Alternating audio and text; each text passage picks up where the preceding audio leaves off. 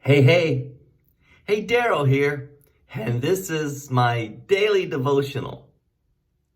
This is one of the saddest verses in Scripture. Many sad verses, but consider the sadness of this verse.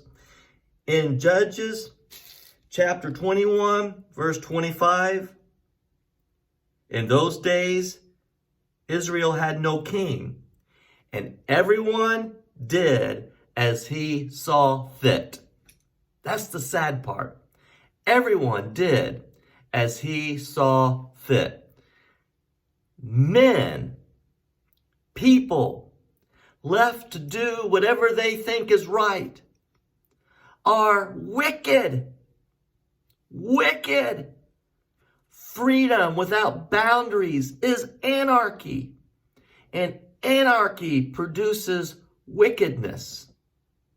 We have in Judges chapter 19 and 20 the account of a Levite from Bethlehem. A Levite is one who's been set aside as a minister. The account of him and his concubine. Now, let me give you just some brevity in this. The concubine left him, went back to her dad. The concubine's husband, as Scripture describes him, the Levite, comes to where her father is, and over several days, the father keeps saying, "Oh, won't you stay one more day, enjoy yourself? Won't you stay one more day, enjoy yourself?" And finally, the Levite leaves with his concubine, and they go to a city. It's an Israelite city. It's where the Benjamites were. Benjamin, they're part of the 12 tribes.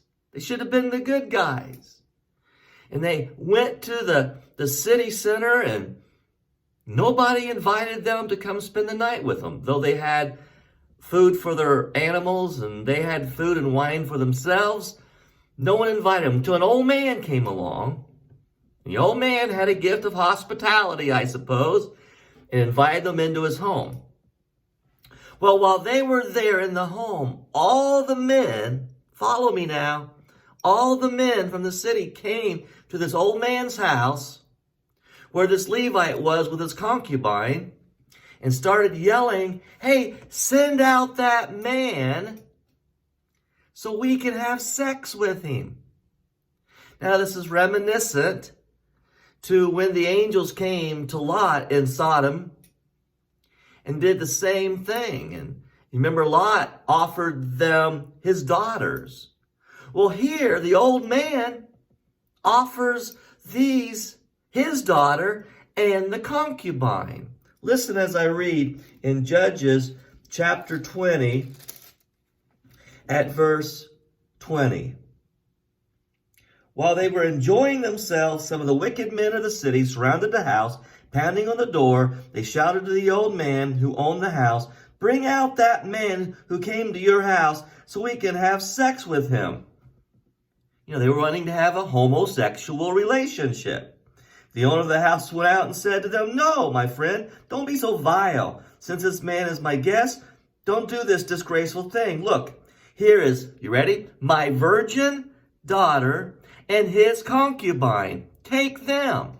And so eventually they take the concubine, and Scripture says they rape her all night long. And then she dies, she's murdered, and she's left laying at the door of this old man's house.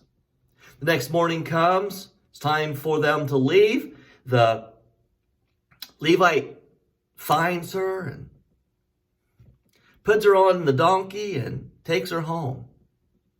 Then he, cuts her into 12 pieces. Are you following along? He cuts her into 12 parts. This is verse 29. When he reached home, he took a knife and cut up his concubine limb by limb into 12 parts and sent them into all the areas of Israel. Everyone who saw it said, "Such a thing has never been done, not since the day of Israelites came out of the Egypt. Tell about it, think about it, consider it, tell us what to do." He was calling them to war. And what followed was a tremendous war against the Benjamites. Man, I tell you what, we need restrictions and boundaries to our freedom, because without it, total chaos erupts. And as we will see in this battle that occurred, there's nothing but bad things that happen. God bless you.